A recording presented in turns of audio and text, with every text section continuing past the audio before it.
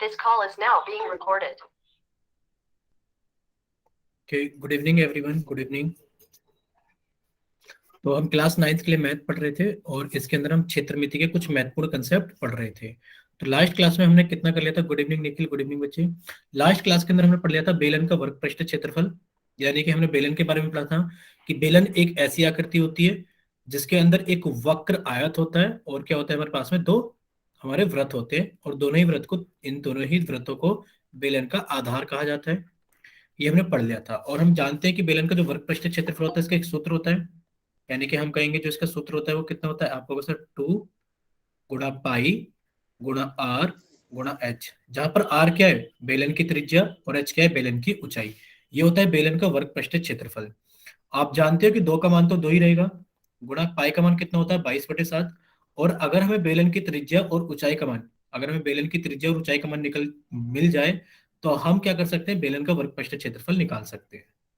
और अगर अगर हमारी त्रिज्या और ऊंचाई का मान सेंटीमीटर में होगा तो हम कहेंगे जो हमारा क्षेत्रफल आएगा वो सेंटीमीटर स्क्वायर में आएगा। और अगर हमारी त्रिज्या और ऊंचाई का मान मीटर में होगा तो हमारा क्षेत्रफल मीटर स्क्वायर में आएगा।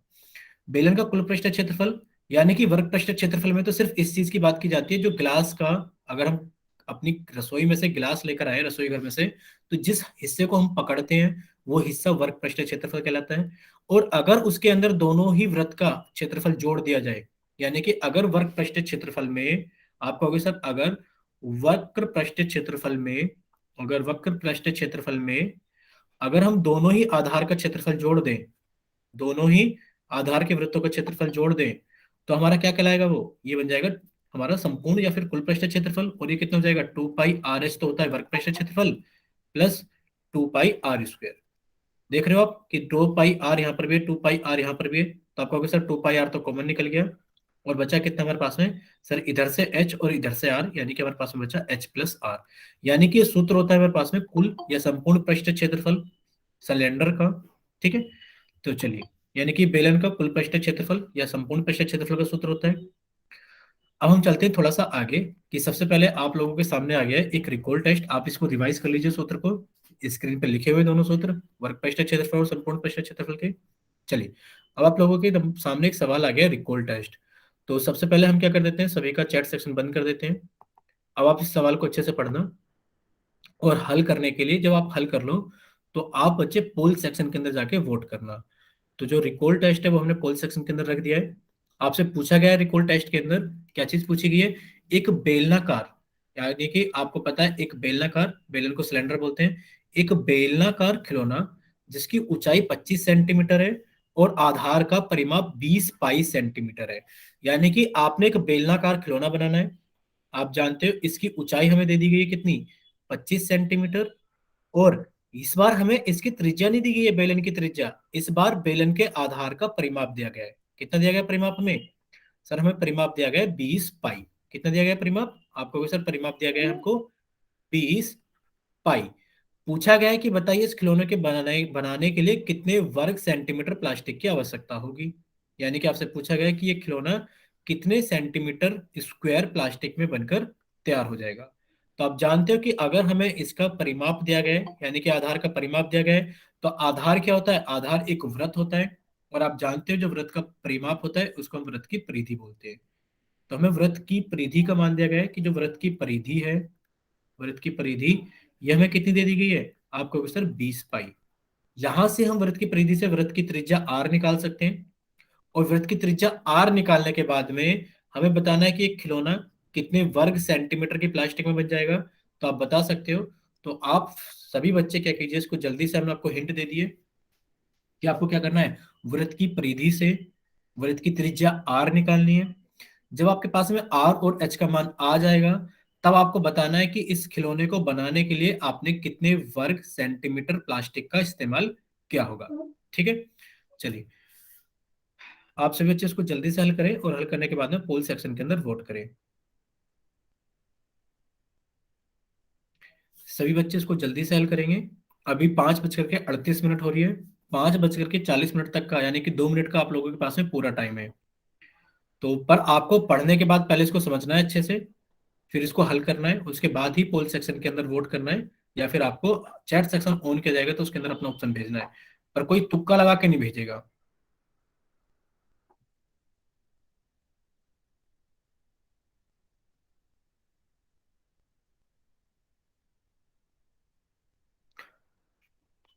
देखते हैं कितने बच्चों का सही होता है।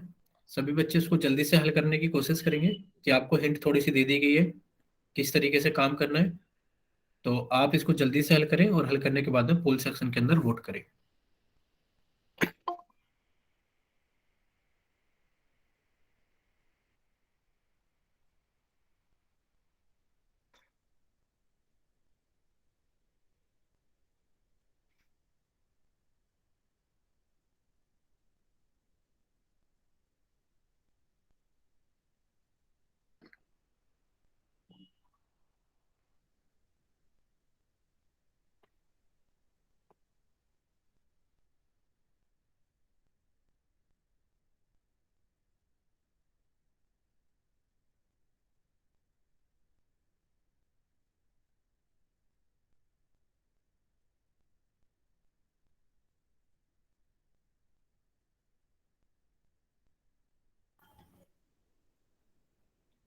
तो अब काफी सारे बच्चों ने हल करके पोल सेक्शन के अंदर वोट करना स्टार्ट कर दिया है, तो बाकी बच्चे भी इसको जल्दी से हल करें और फिर हल करने के बाद में पोल सेक्शन के अंदर जल्दी से वोट करें।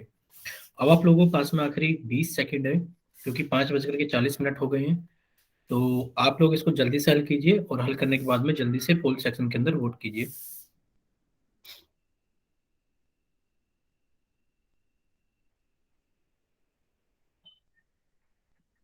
और अभी आप लोगों के पास में 10 सेकंड है कि सभी बच्चे इसको जल्दी से हल करें और हल करने के बाद में जल्दी से पोल सेक्शन के अंदर वोट करें।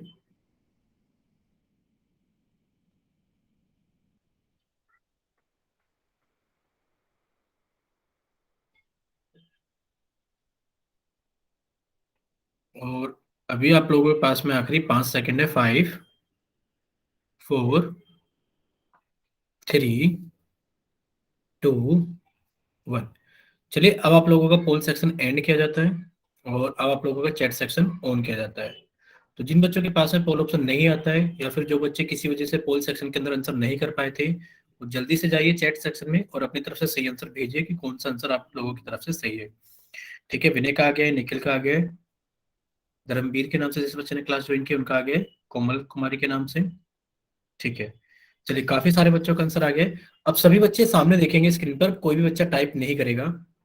सभी बच्चे सामने देखेंगे स्क्रीन पर, कोई भी बच्चा टाइप नहीं करेगा प्लीज, वरना तो फिर आप लोगों को समझ में नहीं आ पाएगा। देखिए, एक बेलनाकार खिलौना, यानी कि खिलौना किस तरीके का बनना है? सर खिलौना बनेगा बेलन के आकार का, क्योंकि ये खिलौना है बेलनाकार। यानी कि खिलौना कुछ इस तरीके का बनेगा कि कोई भी खिलौना हो सकता है वो बेलनाकार आकृति का है। ठीक है, जिसकी ऊंचाई 25 सेंटीमीटर है। तो आपने कहा सर हमें एक तो ऊंचाई का मान मिल गया कितना, 25 सेंटीमीटर। ठीक है सर, आधार का परिमाप, यानी कि आधार आप देख रहे हो कि जो वृत्त होता है वो बेलन का आधार कहलाता है। और आप कहोगे सर वृत्त का परिमाप वृत्त की परिधि कहलाती है। तो हमें दे दिया गया है कि जो वृत्त की परिधि है, जो वृत्त की परिधि है सर, इसका मान हमको मिल गया है, वृत्त की परिधि का मान कितना, 20 पाई। ठीक है बच्चे, ठीक है, आधार का परिमाप 20 पाई सेंटीमीटर है, को बनाने के लिए कितने वर्ग सेंटीमीटर प्लास्टिक की आवश्यकता होगी? यानी कि जब आप इस खिलौने को बनाओगे तो खिलौना बनाने के लिए आपने क्या करा होगा? खिलौना बनाने के लिए आपने मार्केट से एक चादर खरीदी होगी प्लास्टिक की। पहले आपने उसमें से एक वृत्त काटा हो, सॉरी वो काटा होगा आयत। आपने वक्र क्या बना होगा, उसका वर्ग पृष्ठ क्षेत्रफल बनाया होगा ऐसे।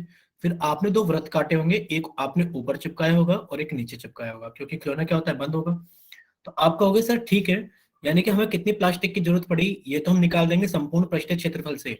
लेकिन तो जब हम सर इसका संपूर्ण पृष्ठीय क्षेत्रफल या कुल पृष्ठीय क्षेत्रफल का सूत्र लगाएंगे, कुल पृष्ठीय क्षेत्रफल का सूत्र, सर कुल पृष्ठीय क्षेत्रफल का सूत्र होता है 2 पाई आर और ब्रैकेट के अंदर h प्लस आर।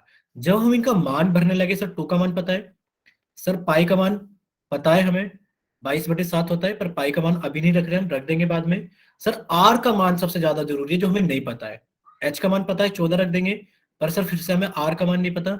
यानी कि जब तक हम आर का मान नहीं रखेंगे तब तक हम प्लास्टिक नहीं बता सकते कि इस खिलौने को बनाने के लिए हमने कितनी प्लास्टिक इस्तेमाल की है। यानी कि आर की सबसे ज्यादा जरूरत है। तो उस आर को निकालने के लिए हमें सवाल में क्या दे दिए गए, वृत्त की परिधि दे दी गई है 20 पाई। तो आपने कहा सर वृत्त की परिधि का तो एक सूत्र होता है 2 पाई आर, और ये कितने के बराबर है, 20 पाई के बराबर है। हमें तो आर का मान निकालना है, यानी कि आर तो यहीं पर रहेगा, हमें जिसका मान निकालना है वो तो यहीं पर रहेगा, इक्वल टू 20 पाई। और आपको पता है ये गुणा में लिखा हुआ है, 2 गुणा पाई। तो आप कहोगे सर इधर आके तो 2 के बटे 1 था, आप कहोगे सर यहाँ पे 2 बटे 1 था और पाई बटे 1 था, क्योंकि जिसके नीचे कुछ नहीं होता उसके नीचे 1 मान लेते हैं। और जो भिन्न होती है, और जो भिन्न होती है वो दूसरी तरफ आकर पलट जाती है। आपने कहा सर इधर आके 1/2 हो गया और पाई की जगह 1/पाई हो गया, एक तो पाई से पाई कट गया और 2 से कट गया 20 10 टाइम पर, यानी कि आप कहोगे सर आर का मान आ गया है हमारे पास में 10 सेंटीमीटर। कितना आ गया आर का मान हमारे पास में, 10 सेंटीमीटर। और इस आर के मान को 10 सेंटीमीटर को हम यहां पुट कर देंगे, यानी कि यहां पर इसको रख देंगे कि 2 पाई, आर का मान आ गया है सर 10, एच का मान हम लोगों को दे रखा है सर 25, एच का मान कितना दे रखा है हम लोगों को 25, प्लस आर का मान है सर 10। सबसे पहले बोर्ड मास के नियम से हम पहले ब्रैकेट खोल करते हैं, पहले ब्रैकेट खोल कर देंगे 2 गुणा पाई गुणा 10, और ब्रैकेट खोल करने के बाद में आएगा 35। और आप जानते हो कि जहां पर भी कोई निशान नहीं होता, कि यहाँ पर 10 और ब्रैकेट के बीच में कोई चिन्ह नहीं है, तो आपको सर गुणा का चिन्ह होता है, आपने लगा दिया गुणा का चिन्ह। जब आप सभी को गुणा करोगे, देखो जब आप 35 की गुणा 10 में करोगे तो 350 आ जाएगा, और जब आप 350 की गुणा 2 में करोगे तो आपके पास में कितना आ जाएगा 700, और पाई आप ऐसे लिख दोगे, कितना आ जाएगा आंसर 700 पाई सेंटीमीटर स्क्वायर। कितना आ जाएगा आंसर 700 पाई सेंटीमीटर स्क्वायर। अगर इतना आप सभी को समझ में आ गया, आंसर तो देख लेंगे कि कौन सा ऑप्शन सही है। तो आप सभी लोग बच्चे वाई टाइप करना, अगर किसी बच्चे को कोई डाउट है तो वो एन टाइप करना, या फिर वो अपना माइक ओपन करके बताइए सर मुझे यहाँ पर ये चीज समझ में नहीं आई है। ठीक है विनय, एक बार हम फिर से समझाएंगे सभी को। चलिए पहले बच्चे बताइए सभी को समझ में आया, विनय तो बोल रहे हैं कि उनको थोड़ा सा डाउट है। ठीक है, चलिए जितने बच्चों को समझ में आ गया वेरी गुड, आप सभी बच्चे इसका स्क्रीनशॉट ले लीजिए, और जिन बच्चों को समझ में नहीं आया है हम उनके लिए एक बार फिर से बता देते हैं जल्दी से। ठीक है, चलिए देखिए ये सवाल था आप लोगों के सामने। ठीक है, हम यहाँ पर थोड़ा जल्दी जल्दी बता देते हैं अब आपको। देखो आपको एक बेलनाकार खिलौने की ऊंचाई दी गई है कितनी, आप कहोगे सर 25 सेंटीमीटर, तो सर आपने ऊंचाई का मान रख दिया है 25 सेंटीमीटर। कितना रख दिया ऊंचाई का मान, 25 सेंटीमीटर। उसके बाद सर हमें आधार का परिमाप दे रखा है, और जो बेलन होता है, बेलन का आधार कैसा होता है, आप कहोगे सर बेलन का आधार तो वृत्त होता है। क्या होता है बेलन का आधार, वृत्त होता है। और जो वृत्त का परिमाप होता है वही वृत्त की परिधि होती है, जिसका मान होता है सर 2 पाई आर। यानी कि हमें वृत्त की परिधि का मान दे रखा है सर 20 पाई। कितना दे रखा है, 20 पाई। जब आप यहां से आर का मान निकालोगे तो आप कहोगे सर आर का मान आ गया 20 पाई, इधर 2 था तो सर इधर आके गुणा में 1/2 आ गया, और इधर पाई था तो आकर 1/पाई हो गया, पाई से पाई कट गया और 2 से कट गया 10 बार में, यानी कि आर का मान आ गया 10 सेंटीमीटर। पहले आप सभी बच्चे हमें यहीं पर बता दो कि आपको आर का मान समझ में आ गया है, कि हमें आधार का परिमाप दे रखा था 20 पाई, वहां से हम लोगों ने आर का मान निकाला है कि सर आर का मान हो गया 10 सेंटीमीटर।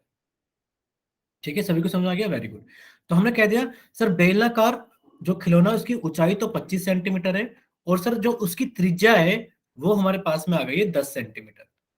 अब हमसे पूछा गया कि खिलौना बनाने के लिए आपने कितने वर्ग सेंटीमीटर प्लास्टिक ली होगी, तो आप कहोगे सर प्लास्टिक तो हमने एक तो वर्ग पृष्ठ क्षेत्रफल लिया होगा तब प्लास्टिक बनी होगी, और सर हमने दो ऊपर, एक ऊपर और एक नीचे आधार लगाया है तो प्लास्टिक ली होगी, तभी तो ये खिलौना बना होगा। तो आप कह दोगे सर सभी कुछ जोड़ना है, तो ये क्या कहलाता है सर, सब कुछ कहलाता है बेलन का कुल पृष्ठीय क्षेत्रफल। और जो बेलन का कुल पृष्ठीय क्षेत्रफल होता है, सर बेलन का जो कुल पृष्ठीय क्षेत्रफल होता है, इसका सर सूत्र होता है हमारे पास में कितना, 2 पाई 2 पाई आर, और ब्रैकेट के अंदर एच प्लस आर। चलिए सभी का मान भर देते हैं जिस जिसका मान हमें पता है।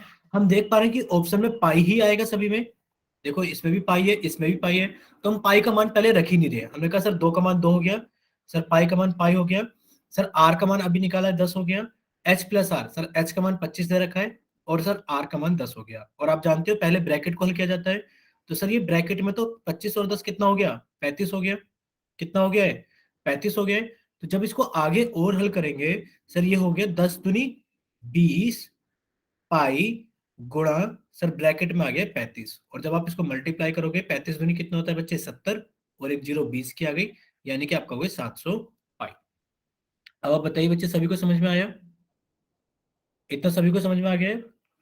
ठीक है, अगर सभी को समझ में आ गया वेरी गुड। अब हम चलते हैं थोड़ा सा आगे। देखिए, अब आप सभी बच्चे अपनी कॉपी के अंदर हेडिंग डालो जल्दी से।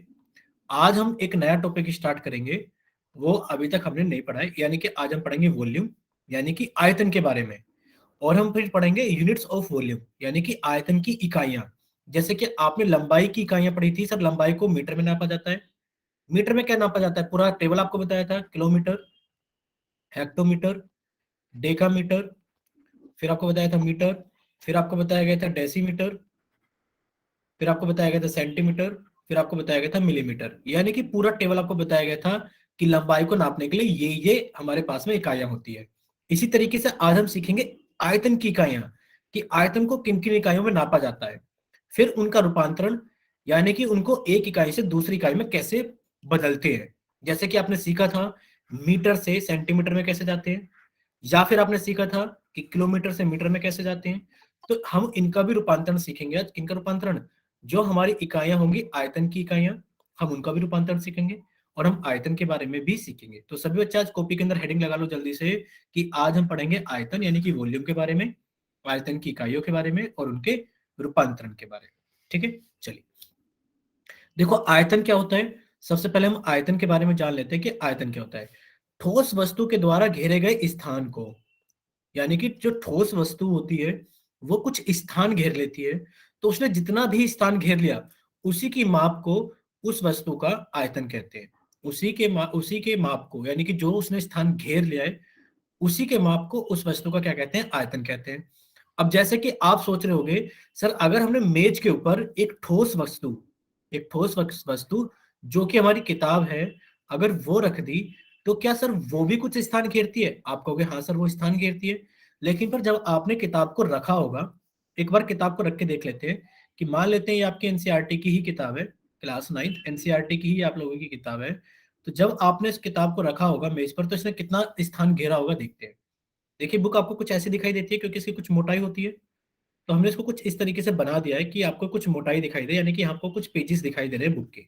और ये आपकी क्लास 9 की बुक है, एनसीईआरटी की। तो अगर आप देख पा रहे हो, तो इस बुक ने आपके टेबल पे कुछ तो क्षेत्रफल घेर लिया है। यानी कि टेबल थी भाई, अच्छी खासी टेबल थी, और आपने उसको टेबल के ऊपर रखा, तो उसने एक तो टेबल का कुछ भाग घेर लिया है। लेकिन पर इस बुक की कुछ मोटाई भी थी, तो इसने हवा में भी कुछ स्थान घेर लिया है। तो इसने जितना भी टोटल स्थान घेर लिया है, वो इस बुक का क्या कहलाएगा, इस बुक का आयतन कहलाएगा। कि इस बुक का ये जो स्थान घेरा गया है मेज पर प्लस हवा में, मेज पर प्लस हवा में, ये क्या कहलाएगा, उस बुक का पूरा आयतन कहलाएगा जो उस बुक ने घेर लिया है। ठीक है, देखिए ये तो हो गई। इसके बाद जैसे कि आप देख रहे हो कि ये तो आपको बर्फ दिखाई दे रही है, यानी कि इसने भी अपना कुछ स्थान घेर रखा है। सबसे ज्यादा स्थान आप देखते हो कि ये जो आपका क्यूब होता है, जो खेलने वाला क्यूब होता है, जो बच्चे रोल करके खेलते हैं, इसको अगर आप मेज पर रख दोगे, तो ये मेज का तो स्थान कुछ घेरेगा ही घेरेगा, कुछ क्षेत्रफल, बाकी हवा में भी कुछ स्थान घेरेगा।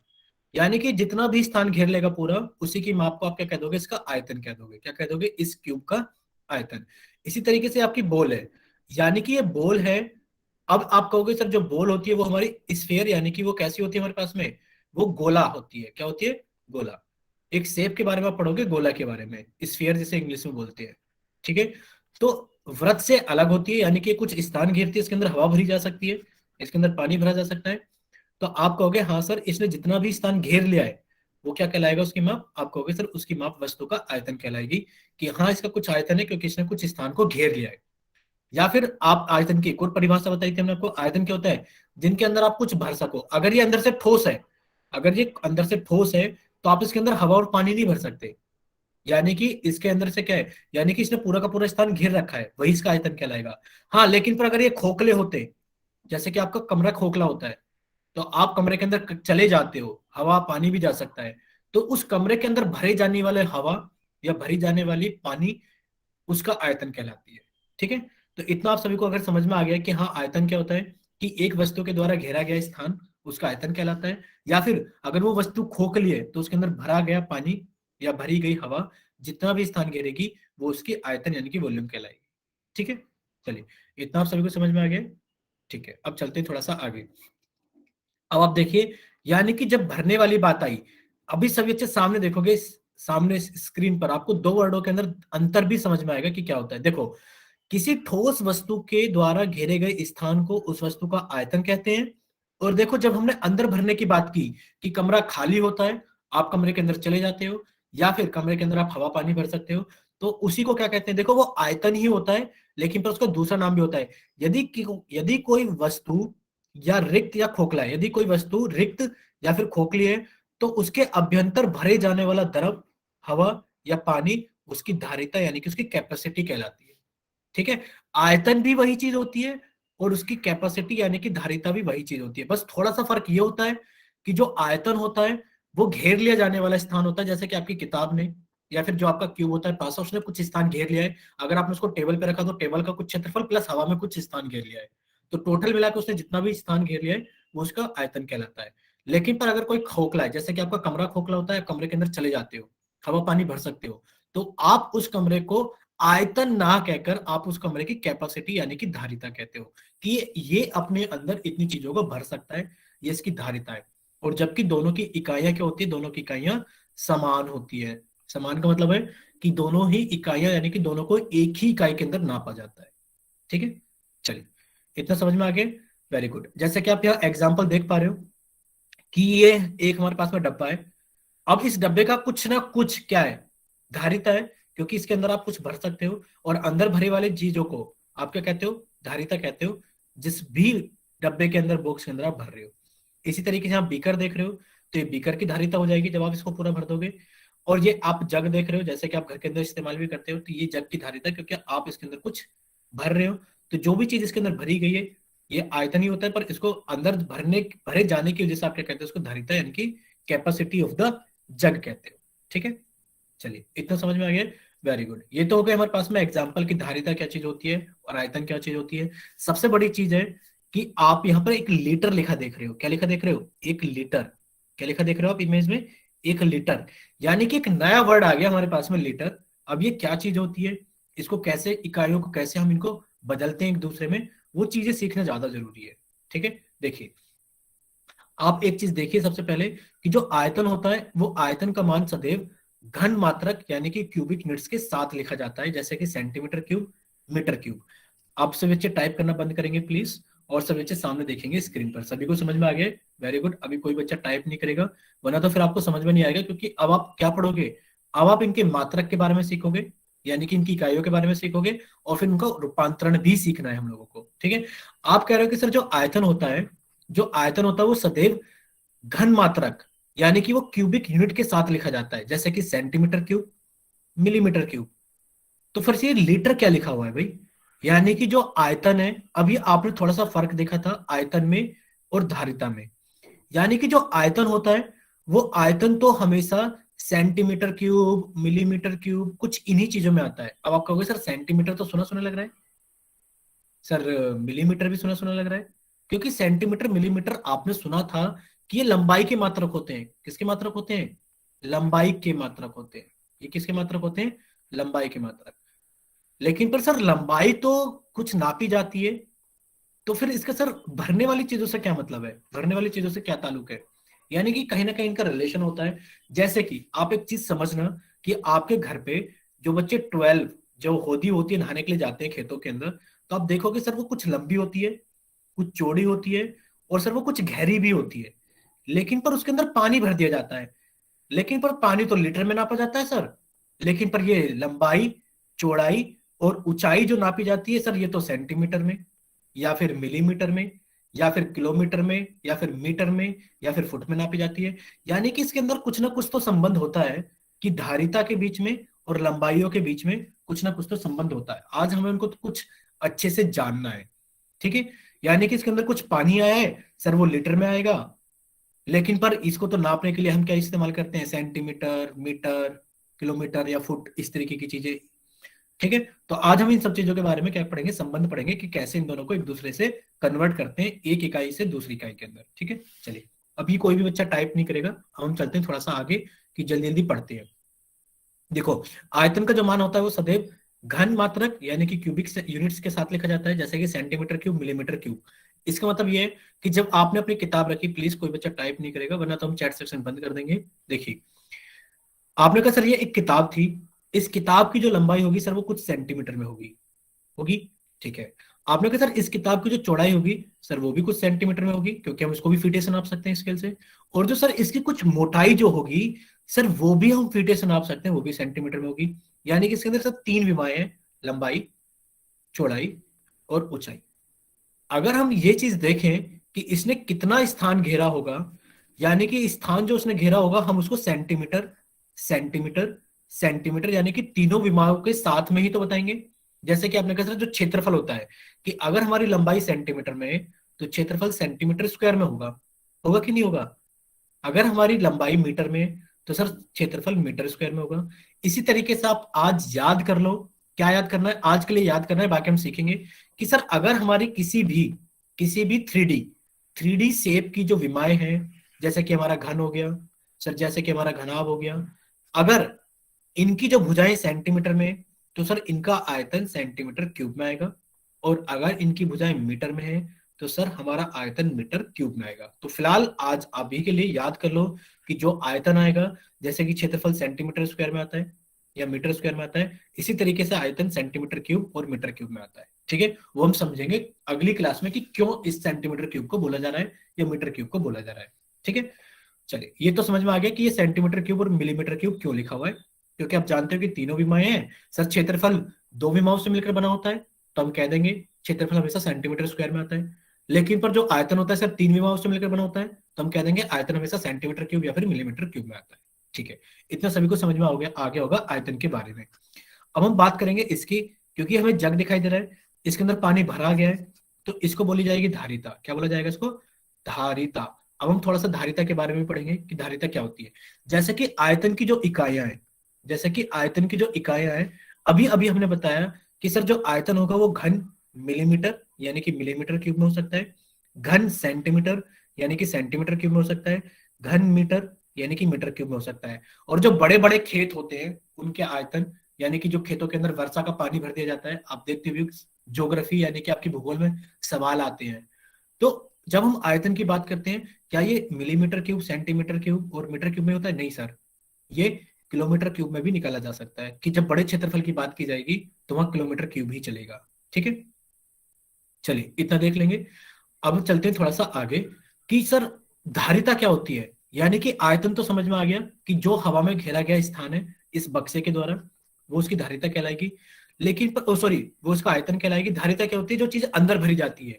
अब देखो, आप दूध लेने जाते हो, आप एक डब्बा लेके जाते हो दूध लेने के लिए, और दूध वाला क्या कर देता है, उसके अंदर दूध भर के दे देता है, यानी कि किसी चीज के अंदर भर के दिया। यानी कि दूध आप लीटर में लेकर आते हो या फिर एमएल में लेकर आते हो कि 500 ml यानी कि आधा लीटर, फिर आपने कहा 250 ml दे दो, यानी कि उसके अंदर कुछ अलग ही कुछ ही अलग ही चीज लिखी होती है। एमएल लिखा होता है, लीटर लिखा होता है। ऐसा होता है कि नहीं होता है? आप सभी बच्चे जब दूध लेने के लिए जाते हो या फिर आप कोल्ड ड्रिंक लेने के लिए जाते हो तो कहते हो हमें 1 लीटर की कोल्ड ड्रिंक दो। कभी आपने कहा कि हमें 1 मीटर क्यूब की कोल्ड ड्रिंक दो? आप कभी नहीं कहते। आप कहते हैं हमेशा 1 लीटर की, 2 लीटर की। कभी आपने कहा कि 2 मीटर क्यूब की कोल्ड ड्रिंक दो? नहीं बोलते। यानी कि जो हम धारिता, यानी कि किसी चीज के अंदर भरा हुआ हमें द्रव मिलता है, उसको हम मिलीलीटर या लीटर या किलोलीटर में लेकर आते हैं। जैसे कि आप इंजेक्शन लगवाते हो अपने, तो वो किस में लगता है? आप कहते हो सर 2 ml इंजेक्शन लगेगा, यानी कि छोटा सा इंजेक्शन लगेगा 2 ml, क्योंकि आप उसको बहुत छोटी डोज में लगवा रहे हो, ठीक है। यानी कि आपको धारिता पता लग गई। यानी कि जो धारिता होती है वो मिलीलीटर यानी कि ml, या लीटर L, या फिर किलोलीटर KL, यानी कि इनमें आपको मिलती है। और जो आयतन होता है वो मिलीमीटर क्यूब, सेंटीमीटर क्यूब और मीटर क्यूब के अंदर आपको मिलता है, ठीक है। चलिए, इतना समझ में आ गया होगा तो जल्दी से वाई टाइप करो कि हाँ सर हमें दोनों चीजों के अंदर डिफरेंस पता लग गया है। कि जो धारिता होती है, जो चीजें भरी जाती हैं, एक जो द्रव होता है वो दूसरी बोतल में या किसी चीज में भरा जाता है, उसको धारिता कहते हैं। और वो मिलीलीटर, लीटर या किलोलीटर में भरा जाता है। और जो हमारे पास में बड़ी बड़ी टंकियां होती हैं, होदी होती हैं, जो हम बनवा लेते हैं, उनको sir millimetre cube, centimetre cube या मीटर क्यूब के अंदर नापा जाता है, ठीक है। चलिए, अब चलते हैं थोड़ा सा आगे। अच्छा, आपने एक चीज जरूर देखी होगी बच्चे, कि जब आपके घर के आसपास में कोई बड़ी सी पानी की टंकी होती है जिसके अंदर पानी आता है, आप कहते हैं सर 1000 लीटर पानी आता है या 2000 लीटर पानी आता है, या फिर और भी बड़ी टंकी है। तो जो बड़ी टंकी, सरकारी टंकी होती है, जो पत्थर की बनी होती है, बड़ी बड़ी टंकियां, उन पे आपने देखा होगा घन मीटर क्यूब कभी कभार लिखे हुए। क्योंकि वहां पर बड़ी इकाइयां इस्तेमाल की जाती है। ठीक है, चलिए अब हम पढ़ेंगे आयतन की इकाइयों का रूपांतरण। आयतन की इकाइयां, जैसा कि आप जानते हो कि अभी बात की गई थी, आयतन की इकाइयां होती है millimetre cube, sir centimetre cube और मीटर क्यूब। यानी कि तीन इकाइयां बहुत ज्यादा जरूरी है हमारे पास में जानना, और अब हम इनके बारे में सीखेंगे। देखिए आयतन की इकाइयों को कैसे कन्वर्ट किया जाता है, बहुत ही आसान तरीका है। चैट सेक्शन बंद कर देंगे हम प्लीज बच्चे, आप अभी सभी बच्चे स्क्रीन पे देखो, क्योंकि अब बहुत जरूरी चीजें चल रही हैं आपकी, कोई टाइप नहीं करेगा। जब हम आपसे कहेंगे कि आप वाई टाइप करो, समझ में आ गए, तब आप टाइप कर देना। देखिए जो आपने लंबाई के मात्रक पढ़े थे, हम लिख देते हैं लंबाई के मात्रक। तो आपने पढ़ा था सर लंबाई को नापने के लिए हम क्या क्या इस्तेमाल करते हैं। आपने सर एक टेबल पढ़ाया था हमें कि एक होता है किलोमीटर, एक होता है हमारे पास में हेक्टोमीटर, एक होता है सर हमारे पास में डेकामीटर, एक होता है हमारे पास में मीटर, एक होता है सर हमारे पास में डेसीमीटर, एक होता है हमारे पास में सेंटीमीटर, और एक होता है हमारे पास में मिलीमीटर। ये टेबल कितने बच्चों को याद है, हमने आपको याद कराया था जब लंबाई के मात्रक आपको पढ़ाए थे। जल्दी से बताओ, जिनको टाइप याद है वो जल्दी से वाई टाइप करो कि हाँ सर हमें याद है, और जिस बच्चे को याद नहीं है शायद उसको रिवाइज हो गया होगा तो याद भी आ गया होगा। हाँ सर आपने 2-3 दिन तक लगातार पढ़ाया था kilometre, hectometre, decametre, metre, decimetre, centimetre और मिलीमीटर। ठीक है, चलिए अब कोई बच्चा टाइप नहीं करेगा, सभी को याद आ गया है, रिवाइज हो गया है।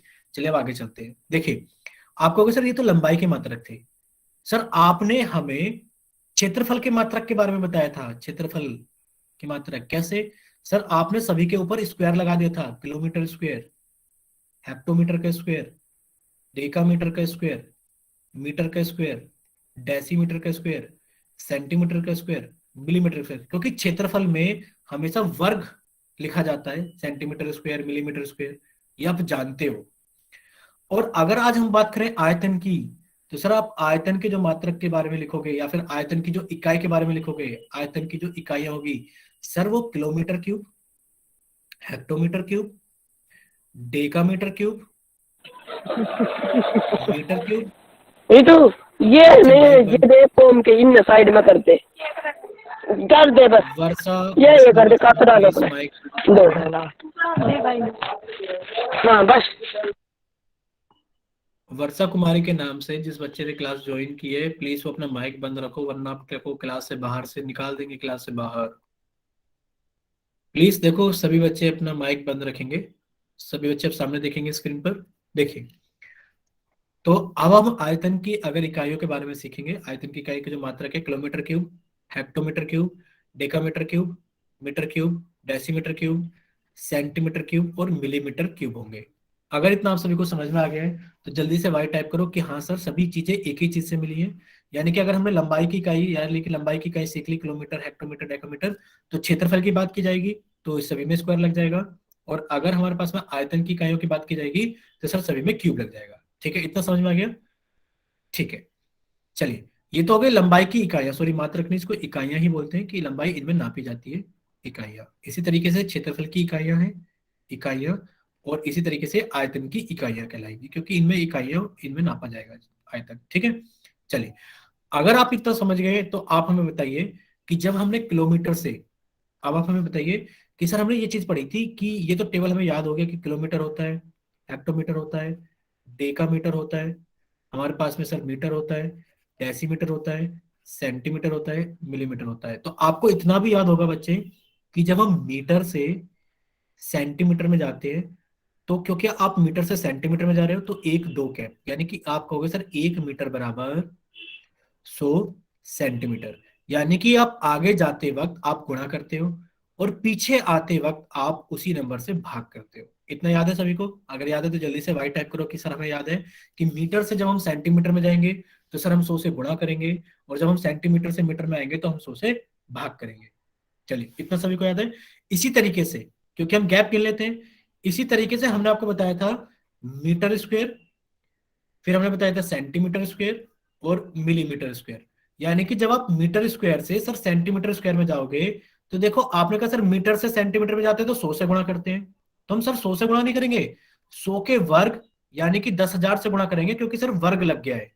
और इसी तरीके से जब सेंटीमीटर स्क्वायर से मिलीमीटर मीटर स्क्वायर में आएंगे तो सर हम इसको 10,000 से भाग करेंगे क्योंकि वर्ग लग गया है। इतना सभी को याद है? ठीक है, अगर इतना आप सभी को याद है तो आज आप लोगों को क्या करना है, बस इतना ही समझ लेना है कि सर इतना तो हम सभी को याद है, हमने एक नई चीज सीखी है क्या चीज सीखी है कि सर मीटर है, सेंटीमीटर है और मिलीमीटर है। अगर हम इनके क्यूब की बात करेंगे कि मीटर से सेंटीमीटर में जाते वक्त सर हम 100 से गुणा करते हैं, 100 से गुणा करते हैं, तो मीटर क्यूब से सेंटीमीटर क्यूब में जाते वक्त सर हम 100 का क्यूब कर देंगे, क्योंकि मीटर से सेंटीमीटर में जाते वक्त हमने 100 से गुणा करी थी, आज हमने मीटर का क्यूब कर दिया है, सेंटीमीटर का क्यूब कर दिया है, तो सर हम 100 का क्यूब कर देंगे, यानी कि हम सर इस नंबर से गुणा करेंगे। समझ में आया आपको? यानी कि आप इस नंबर से गुणा करोगे, ठीक है। इसी तरीके से जब आप उल्टाओगे, यानी कि सर जब हम सेंटीमीटर क्यूब से मीटर क्यूब में आएंगे, तो सर हम इससे भाग कर देंगे, यानी कि 1 2 3 4 5 6। शायद इतना सभी को समझ में आ गया होगा। जब आप सेंटीमीटर से मिलीमीटर में जाते हो, तो आपने कहा सर हम 10 से गुणा करते हैं। जब हम सेंटीमीटर क्यूब से मिलीमीटर क्यूब में जाएंगे, तो सर हम 10 का क्यूब कर देंगे। 10 का क्यूब कितना हो गया? 1000। 10 का क्यूब कितना हो गया? 1000। और सर जब हम उल्टे आएंगे, तो सर हम 1000 से भाग कर देंगे। अब आप हमें जल्दी से वाइट टाइप करके बताइए कि अगर आप लोगों को इतना समझ में आ गया है, समझने की चीज जहां पर थी कि आपको मीटर क्यूब, सेंटीमीटर क्यूब और मिलीमीटर क्यूब के अंदर रिलेशन समझ में आना चाहिए, ठीक है। समझ में आ गए? Very good. चलिए, और अब आप लोगों के सामने ये चीज लिखी हुई है, आप इसका स्क्रीनशॉट ले सकते हो, या फिर हमने आपको समझा दिया है कि जब आप मीटर क्यूब से सेंटीमीटर क्यूब में जाओगे, तो देखो आपको 6 जीरो दिखाई दे रही है, क्योंकि आपने 100 का क्यूब कर दिया है। और इसी तरीके से जब आप सेंटीमीटर क्यूब से मीटर क्यूब में, मिलीमीटर क्यूब में जाओगे, तो आप 1000 से गुणा करोगे, ठीक है। चलिए, और अब आपको यहाँ पर धारिता की इकाइयां भी सीखनी है। एक बच्चे, एक मिनट सभी बच्चे अभी वाई टाइप करना बंद करेंगे, स्क्रीन पे देखेंगे सामने। ये बहुत ज्यादा जरूरी है, देखो हमने स्टार मार्क कर दिया है कि बहुत ज्यादा जरूरी है। से बच्चे सामने देखो जल्दी से, आपको इनमें से सभी याद नहीं करने, आपको इनमें से एक तो चौथा नंबर याद करना है। सभी बच्चे याद करेंगे कि 1 मीटर क्यूब बराबर 1000 लीटर होता है। 1 मीटर क्यूब बराबर 1000 लीटर होता है। एक तो बच्चा आपको ये याद करना है, 1 मीटर क्यूब बराबर 1000 लीटर होता है। यानी कि अगर आपके पास में एक ऐसा कमरा है जिसकी लंबाई 1 मीटर है, चौड़ाई 1 मीटर है और ऊंचाई भी 1 मीटर है, यानी कि अगर आपने एक ऐसी 12 के अंदर ऐसी होदी बनवा ली है जिसके अंदर आप नहाते हो, कि उसकी लंबाई भी एक सर मीटर है। सर जो बच्चे बोलिए। ये 1 m है, इसके हाँ ऊपर हाँ बता रहे। इसके ऊपर 3 है, जो ये हाँ, नहीं हो तो फिर भी माना जाएगा। नहीं नहीं बच्चे, मीटर क्यूब का मतलब है, आप एक बार माइक बंद कीजिए, हम समझा देते हैं। मीटर क्यूब का मतलब तो ये है ना कि अब आप आयतन निकाल रहे हो, अगर आप 1 मीटर रख दोगे तो आप लंबाई निकाल रहे हो, आप लंबाई निकाल रहे हो बच्चे। लेकिन पर जब अभी तो बताया आपको कि जब भी आयतन लिखा जाता है वो हमेशा घन इकाई के साथ लिखा जाता है, घन मात्रक में। तो आपको 1 मीटर क्यूब लिखना बहुत ज्यादा जरूरी है, क्योंकि 1 मीटर क्यूब से ही पता लगेगा आपको, ठीक है। आपने कहा कि आपने एक ऐसी होदी या 12 बनवा ली जिसके अंदर 1 मीटर की लंबाई है, 1 मीटर की चौड़ाई है और 1 मीटर की ऊंचाई है, तो उसके अंदर कितना पानी आ जाएगा? आप कहोगे सर उसके अंदर 1000 लीटर पानी आ जाएगा। कितना पानी आ जाएगा उसके अंदर? 1000 लीटर पानी आ जाएगा, ठीक है। अब आप लोगों के पास में फीटा होता है, फीटे पे लिखा होता है 15 सेंटीमीटर। कितना लिखा होता है? 15 सेंटीमीटर। अगर आपने एक 100 सेंट, आपने देखो कितना करा, आपने क्या करा, आपने एक काम करा, ये लिखा आपने, आपने एक फीटा तो देखा है अपना। जब आपने एक फीटा देखा है, तो आपने फीटे से 10 सेंटीमीटर नापा। कितना नापा? 10 सेंटीमीटर। तो आपने एक ऐसा घन बनाया, ऐसा घन बनाया, घन जिसकी लंबाई चौड़ाई ऊंचाई बराबर होती है। आपने कहा सर इसकी लंबाई भी, कि सर इसकी लंबाई भी 10 सेंटीमीटर है, सर चौड़ाई भी 10 सेंटीमीटर है और ऊंचाई भी 10 सेंटीमीटर है। तो आप कहोगे इसके अंदर कितना पानी आ सकता है? फीटा आप सभी ने देखा है, फीटा आपकी डब्बी के अंदर होता है। अगर आपने एक ऐसा कमरा बनाया जो फीटे में 10 सेंटीमीटर लंबा है, 10 सेंटीमीटर ऊंचा है और 10 सेंटीमीटर लंबाई चौड़ाई और ऊंचाई है उस कमरे की, 10 सेंटीमीटर जो आपका फीटा होता है, तो उसके अंदर कितना पानी आ जाएगा? आप कहोगे सर उसके अंदर जो पानी आएगा 1 लीटर आएगा। यानी कि आपको एक तो ये याद रखना है, स्टार लगाया जिस पर हमने, कि हम लिख देते हैं एक बार कि 1 मीटर क्यूब बराबर 1000 लीटर होते हैं, एक तो आपको ये याद रखना है। और 1000 सेंटीमीटर क्यूब, 1000 सेंटीमीटर क्यूब बराबर 1 लीटर होता है, एक आपको याद रखना है, ठीक है। अब दोनों में फर्क दिख रहा है आपको? देखो अगर मीटर क्यूब है तो आप कहोगे 1 मीटर क्यूब में 1000 लीटर होते हैं, लेकिन पर अगर 1000 सेंटीमीटर क्यूब है तो हमारे पास में सिर्फ 1 लीटर होता है। कितना होता है? 1 लीटर। यानी कि अगर आपके पास में एक ऐसा कमरा है जिसकी लंबाई भी 10 सेंटीमीटर है, चौड़ाई भी 10 सेंटीमीटर है और ऊंचाई भी 10 सेंटीमीटर है, तो आप कहोगे इस कमरे में कितना पानी आ सकता है? फीटा आपने देखा है, छोटा सा कमरा आपने बनाया है फीटे से, तो उसके अंदर 1 लीटर पानी आ सकता है। ये दोनों आपको याद रखने हैं बच्चे, ठीक है। अगर इतना आप सभी को समझ में आ गया है तो अब आप लोग जल्दी से वाई टाइप करो कि हाँ सर हमें समझ में आ गया है कि 1 मीटर क्यूब बराबर तो 1000 लीटर होते हैं और 1000 सेंटीमीटर क्यूब बराबर 1 लीटर होता है, ठीक है। चलिए, अगर आप सभी को समझ में आ गया है तो वेरी गुड। आप लोगों के सामने एक सवाल है, देखते हैं कितने बच्चों को समझ में आया है। अब हमने कर दिया है आप लोगों का चैट सेक्शन बंद, ठीक है, और हमने कर दिया आप लोगों का पोल सेक्शन ऑन, और पोल सेक्शन के अंदर हमने लिख दिया है आपका सवाल नंबर 52 रख दिया है। तो हम इसको समझा देते हैं, जिन बच्चों को समझ में आता रहे वो जल्दी से जाइए और जाने के बाद में पोल सेक्शन के अंदर वोट कीजिए। पूछा गया है 40 सेंटीमीटर क्यूब, यानी कि आपसे पूछा गया है कि बताइए 40 सेंटीमीटर क्यूब के अंदर कितने मिलीमीटर क्यूब होते हैं। आप एक चीज जानते हैं, सर एक होता है हमारे पास में मीटर, सर एक होता है सेंटीमीटर और एक होता है मिलीमीटर। आप जानते हो कि जब आप सेंटीमीटर से मिलीमीटर में जाते हो तो आप 10 से गुणा करते हो, लेकिन पर जब आप सेंटीमीटर क्यूब से मिलीमीटर क्यूब में जाओगे तो आप कितने से गुणा करोगे? देख लो कितने से गुणा करोगे और आंसर बताओ कितना आएगा।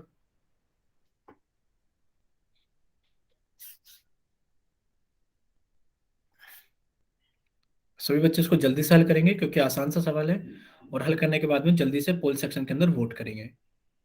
सभी बच्चे इसको जल्दी से हल करेंगे और हल करने के बाद में जल्दी से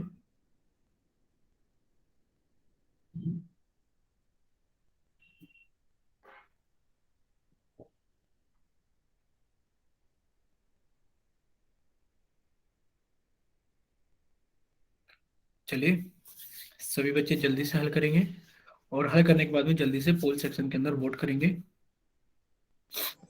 सर पोल से नहीं दे रहा। बच्चे पोल सेक्शन हमने ऑन कर दिया है। पोल सेक्शन आपको एक्टिविटीज के ऑप्शन में मिलेगा, कि अगर आपको नहीं पता है पोल सेक्शन कैसे आता है तो आपकी स्क्रीन पर आपको लिखा रहा होगा एक्टिविटीज। जब आप 3 बिंदुओं पर, जो स्क्रीन पर 3 बिंदु बने होते हैं उस पर आप क्लिक करोगे, क्लिक करने के बाद एक्टिविटीज लिखा होगा, जब आप एक्टिविटीज पे क्लिक करोगे तब आपको पोल दिखाई देगा बच्चे।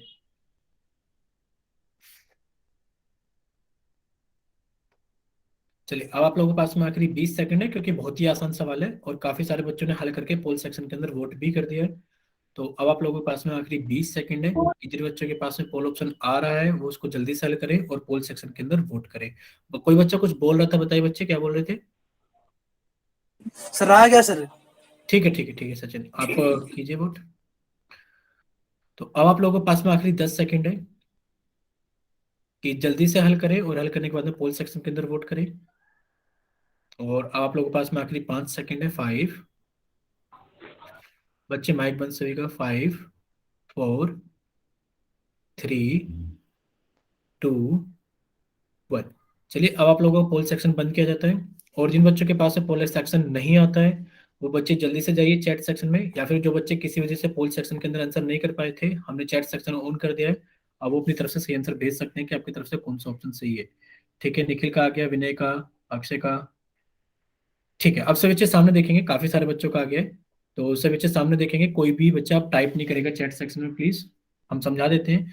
देखिए, आपने कहा सर जब हम सेंटीमीटर से, ये लिखा हुआ सेंटीमीटर से, जब हम सर मिलीमीटर में जाते हैं तो हम 10 से गुणा करते हैं, लेकिन पर जब हमने इसका क्यूब कर दिया सेंटीमीटर क्यूब, हमने इसका भी क्यूब कर दिया मिलीमीटर क्यूब, तो सर हम 10 का भी क्यूब कर देंगे। और 10 का क्यूब कितना होता है? आप कहोगे सर 10 गुणा 10 गुणा 10, यानी कि हमारे पास में आ गया 1000। हम सर 1000 से गुणा करेंगे, पर हम 1000 से गुणा किसको करेंगे? हम सामने लिखे हुए नंबर को 1000 से गुणा करेंगे। कि जब आप 40 को 1000 से गुणा करोगे तो आप कहोगे सर 3 और 1 4, यानी कि 4 के बाद में सर 4 जीरो आएंगी। अब देखो 4 जीरो कौन से ऑप्शन में है? सर यहाँ तो 2 ही जीरो है, सर यहाँ 3 जीरो है, सर यहाँ 1 जीरो है, और सर यहाँ 4 जीरो है, यानी कि आप कहोगे सर ऑप्शन नंबर डी सही है।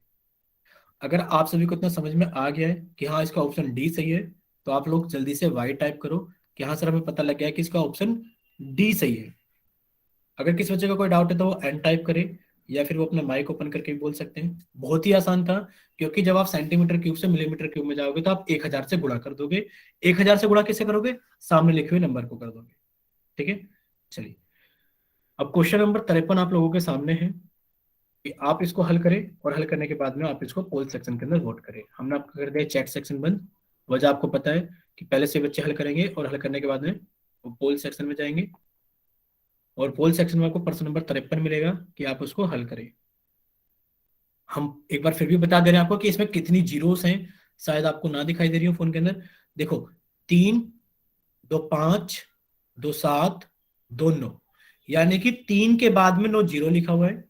3 के बाद में 9 जीरो, 3 के बाद में 9 जीरो, 1 2 3 4 5 6 7 8 9। आपसे पूछा गया है मिलीमीटर क्यूब को मीटर क्यूब में बदलिए। यानी कि आप जानते हैं सर, एक तो होता है मीटर, एक होता है सेंटीमीटर और एक होता है सर मिलीमीटर।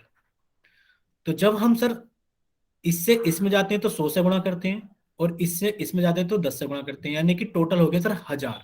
टोटल कितना हो गया? 1000। यानी कि सर जब हम मीटर से सेंटीमीटर मिलीमीटर में जाते हैं तो सर हम 1000 से गुणा करते हैं, लेकिन पर सर जब हम उल्टा आएंगे तो सर हम इसको 1000 से भाग करेंगे, 1000 से भाग करेंगे। लेकिन पर सर हमें मीटर में नहीं पूछा गया, हमसे तो मिलीमीटर क्यूब और मीटर क्यूब में पूछा गया है। तो अब आप अपना दिमाग लगाइए और इसको हल कीजिए और हल करने के बाद में पोल सेक्शन के अंदर आप इसको वोट कीजिए। चलिए, हमने समझा दिया है कि 3 के बाद में 9 जीरो लिखी हुई है। जब आप मीटर से मिलीमीटर में जाते हो तो आप 1000 से गुणा करते हो, लेकिन पर जब आप मिलीमीटर से मीटर में आते हो तो आप क्या कर देते हो बच्चे? 1000 से भाग कर देते हो। लेकिन पर हमसे मीटर मिलीमीटर में नहीं पूछा गया है, हमसे मीटर और millimetre metre cube millimetre cube के बीच में संबंध पूछा गया है। तो सभी बच्चे इसको हल करें और हल करने के बाद में जल्दी से पोल सेक्शन के अंदर वोट करें।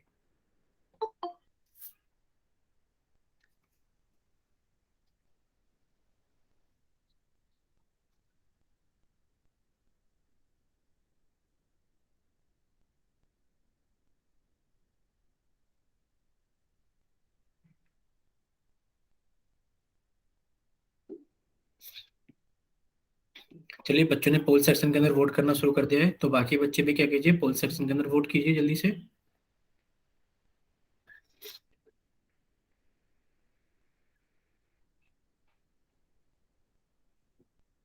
अब बच्चों ने हल करना स्टार्ट कर दिया है कि हल करके बच्चे पोल सेक्शन के अंदर वोट करना स्टार्ट कर दिया है, तो बाकी बच्चे भी इसको हल करें और पोल सेक्शन के अंदर वोट करें।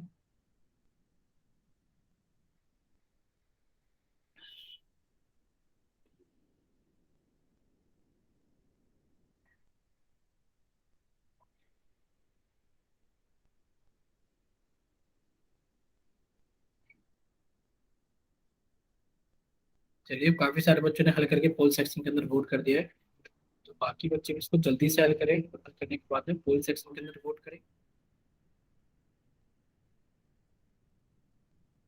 अब आप लोगों के पास में आखिरी 20 सेकंड है कि सभी बच्चे इसको जल्दी से हल करें और हल करने के बाद में जल्दी से पोल सेक्शन के अंदर वोट करें।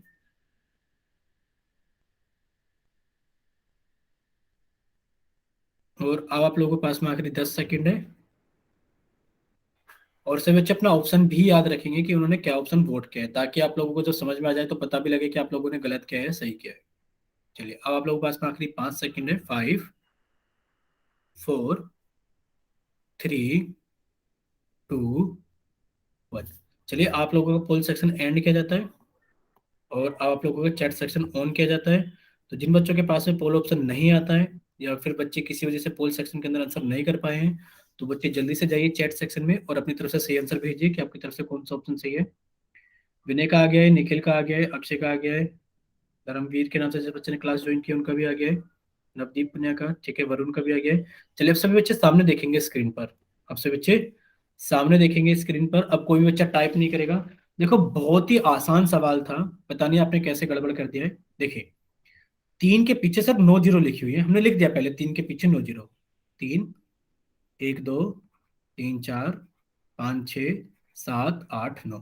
इसके पीछे लिखा है सर मीटर क्यूब। पूछा गया कि सर आंसर बताइए मीटर क्यूब के अंदर। अब आप जानते हो कि सर यहाँ मिलीमीटर लिखा है और यहाँ मीटर लिखा है। एक संबंध हम लोगों ने पढ़ रखा है कि सर एक होता है हमारे पास में मीटर, एक होता है हमारे पास में सर डेसीमीटर, एक होता है सर हमारे पास में सेंटीमीटर, एक होता है मिलीमीटर। यानी कि आप देखोगे तो सर मीटर से जो मिलीमीटर है वो 1 2 3 गैप पर आता है। यानी कि मीटर से मिलीमीटर में जाने के लिए हमें 1000 से गुणा करनी पड़ती है और सर मिलीमीटर से मीटर में आने के लिए सर हमें 1000 से भाग करना पड़ता है। चलो 1000 वाली चीज तो समझ में आ गई, पर यहाँ मीटर नहीं है सर, और यहाँ मिलीमीटर नहीं है, हमें सर मीटर और मिलीमीटर क्यूब में, यानी कि अगर हमने यहाँ क्यूब लगा दिया, यहाँ क्यूब लगा दिया, तो सर हमें यहाँ पर भी क्यूब लगाना पड़ेगा। और 1000 का क्यूब देखो कितना होता है, आप कहोगे सर 1000। बच्चे जिनका टाइम हो गया वो बच्चे जा सकते हैं, अभी टाइम होने में 8 मिनट बाकी है। तो आपको रोका नहीं गया है जबरदस्ती पढ़ाने के लिए, जब आपका मन ही नहीं होता तो क्या कर सकता है कोई, बताइए। तो आप कहोगे सर 1000 का क्यूब कितना होता है, 1000 का क्यूब होता है सर 3, 3 6 और 3 9, यानी कि सर एक के बाद में 9 जीरो आएंगी, यानी कि आपको इतने से भाग करना पड़ेगा। यानी कि जब आप 9 जीरो से भाग ही कर दोगे तो आपको कहोगे सर 9 की 9 जीरो कट जाएंगी, 9 की 9 जीरो कट जाएंगी, तो आपके पास में कितना बचेगा बच्चे, आप कहोगे सर 3 मीटर क्यूब। कितना बचेगा, 3 मीटर क्यूब। अगर आप सभी को समझ में आ गया है तो आप जल्दी से वाई टाइप करें कि हाँ सर, जब हम मिलीमीटर क्यूब से मीटर क्यूब में आएंगे तो सर हमें 9 जीरो से डिवाइड करना पड़ेगा, यानी कि सामने लिखे हुए नंबर को 9 जीरो से डिवाइड कर दो, तो 9 जीरो से 9 जीरो कट जाएगी, तो बचेगा कितना हमारे पास में सर, 3 बच जाएगा।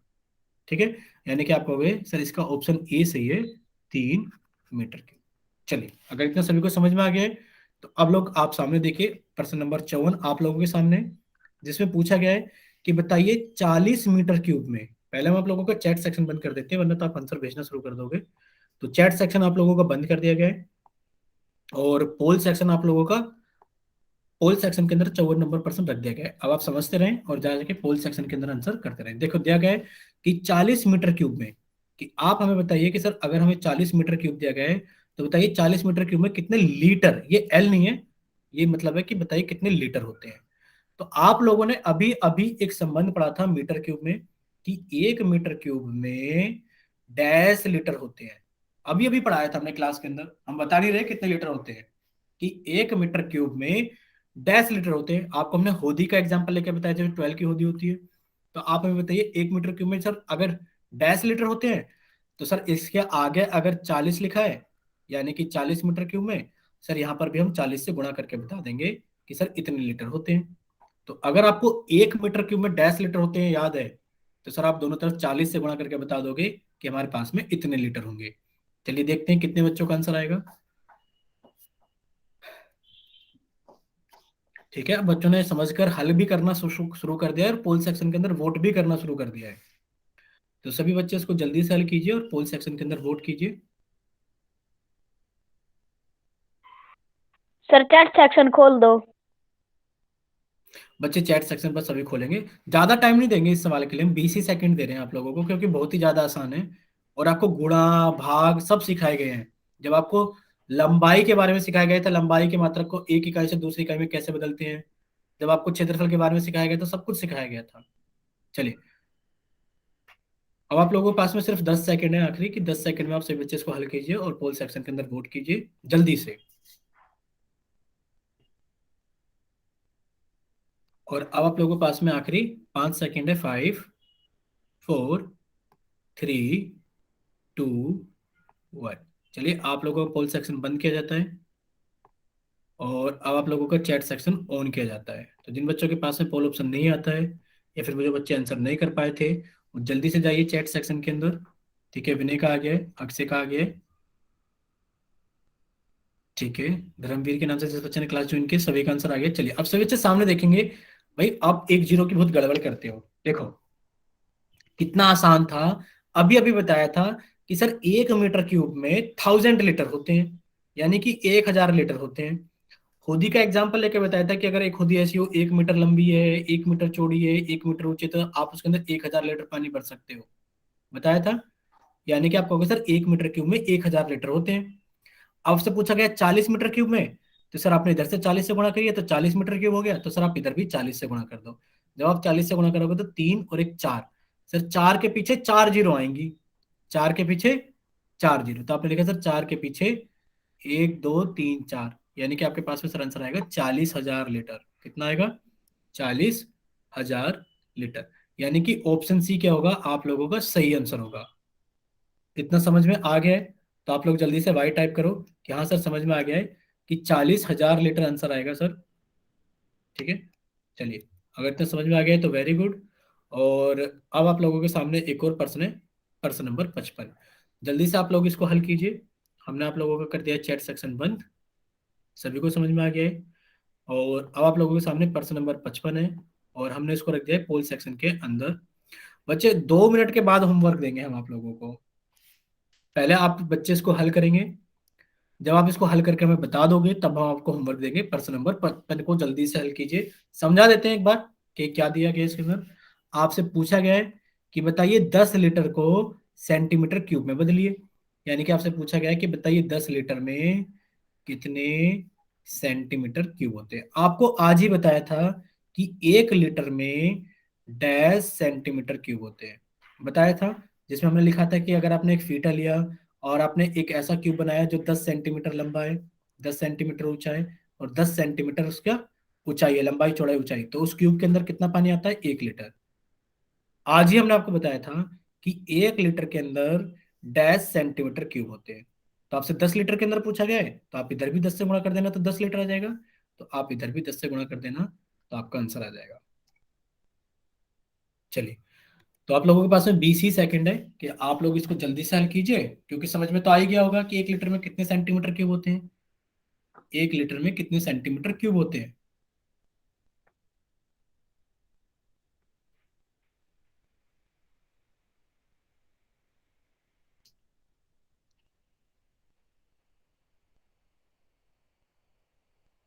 चलिए, आप लोगों के पास में 20 सेकंड है कि आप लोग इसको जल्दी से हल कीजिए। हल करने के बाद में पोल सेक्शन के अंदर वोट कीजिए।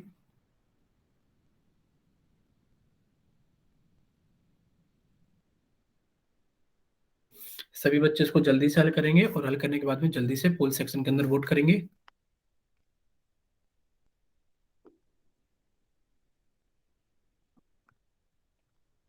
अब आप लोगों के पास में 10 सेकंड है। बहुत ही आसान सवाल है कि आप सभी बच्चे इसको जल्दी से हल करेंगे और हल करने के बाद में जल्दी से पोल सेक्शन के अंदर वोट करेंगे। भाई, आपको याद है कि 1 लीटर में कितने सेंटीमीटर क्यूब होते हैं? बच्चे पेज पलट के पीछे ढूंढने चले जाते हो क्या, क्या कहाँ लिखा था हमने, कहाँ स्क्रीनशॉट लिया था? याद कर लीजिए कि 1 लीटर में कितने सेंटीमीटर क्यूब होते हैं। 10 लीटर के अंदर आपसे पूछा गया है। चलिए, अब आप लोगों के पास में आखिरी 5 सेकंड है। 5, 4, 3, 2, 1। चलिए, अब आप लोगों का पोल सेक्शन किया जाता है एंड और अब आप लोगों का चैट सेक्शन किया जाता है ऑन। जिन बच्चों के पास में पोल ऑप्शन नहीं आता है वो जल्दी से जाइए चैट सेक्शन में और अपनी तरफ से सही ऑप्शन भेजिए कि कौन सा ऑप्शन सही है। ठीक है, वनय का आ गया है, रणवीर का आ गया है, नवदीप का आ गया है, राजेश कुमार का आ गया है। Very good. देखिए, अब सभी बच्चे सामने देखेंगे स्क्रीन पर। हम आपको जल्दी से बता देते हैं। देखिए, जब तक आप इसको याद नहीं करोगे, किस चीज को याद नहीं करोगे कि सर हमसे पूछा गया कि बताइए 10 लीटर में कितने सेंटीमीटर क्यूब होते हैं, और हमें इसको याद करना पड़ेगा। बच्चे, आपको बताया था कि 1000 सेंटीमीटर क्यूब में 1 लीटर होता है, तो आप इसको उल्टा भी तो लिख सकते हो कि सर 1 लीटर में 1000 सेंटीमीटर क्यूब होते हैं, उल्टा लिख सकते हैं। आपसे पूछा गया 10 लीटर में, यानी कि आपने इधर भी 10 से गुणा कर दी, तो आपने कहा सर इधर भी 10 से गुणा कर देते हैं, और जब 1000 को 10 से गुणा करेंगे तो सर आंसर आएगा 10,000 सेंटीमीटर क्यूब। यानी कि आपका आंसर आ गया है option number B, 10,000 centimetre cube. अगर आप सभी को इतना समझ में आ गया है तो आप लोग जल्दी से वाई टाइप कीजिए कि हाँ सर हमें सब कुछ समझ में आ गया है।